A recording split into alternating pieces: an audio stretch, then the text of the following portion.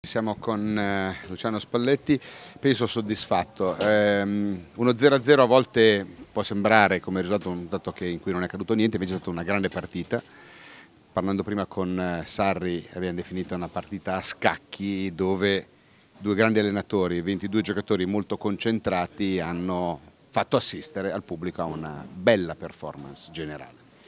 Allora, la partita è stata bella secondo me, al di là del risultato, perché poi spesso si dice bella partita se ci sono 3-4 gol e se il pubblico esulta vedendo delle segnature, però ci sono state delle giocate fatte in velocità, ci sono stati dei principi e dei concetti di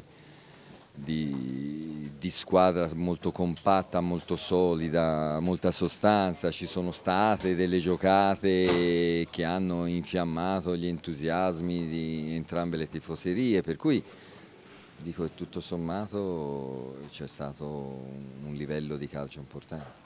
Lui era preoccupato dopo i 4 gol subiti della prestazione difensiva e secondo la sua chiave di lettura all'inizio c'era stato un Napoli molto attento a non concedere, quindi dice siamo soddisfatti di uscire da San Siro con magari un po' di rammarico di non aver subito gol, di non aver perduto. La vedi anche tu in questa maniera, che poi l'allenatore guarda in casa propria e pensa a come arriva una partita e cosa si aspetta. Quello che ti aspettavi dai tuoi ragazzi l'hai avuto, la mia sensazione è che poi ci sono stati magari degli errori per carità, però le cose che avevi chiesto di fare si sono viste applicate in campo. Secondo me sì, io sono soddisfatto della prestazione. Poi è chiaro che quando mi si domanda, lo ridico un'altra volta, se abbiamo esibito qualità, dico di no. Dico che si poteva e si doveva far meglio sotto l'aspetto della qualità. Quando prendi palla non la devi riperdere subito, la devi pulire, devi riuscire a ricreare presupposti per ripartire. Poi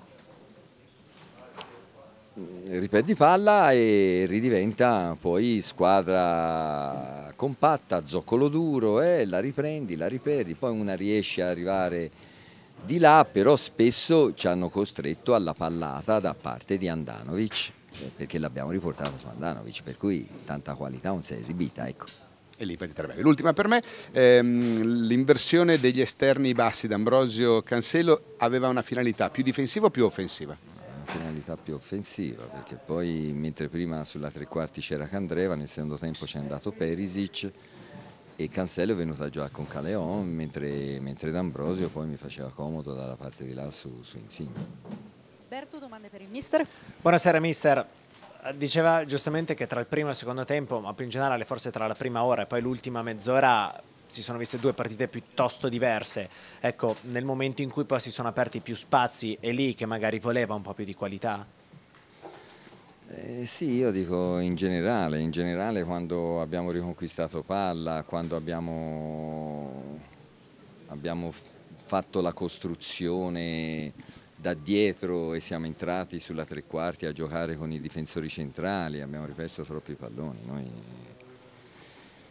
Noi dobbiamo fare meglio se si vuole arrivare fra queste 4 posizioni, perché questo non basta ormai dall'inizio dell'anno.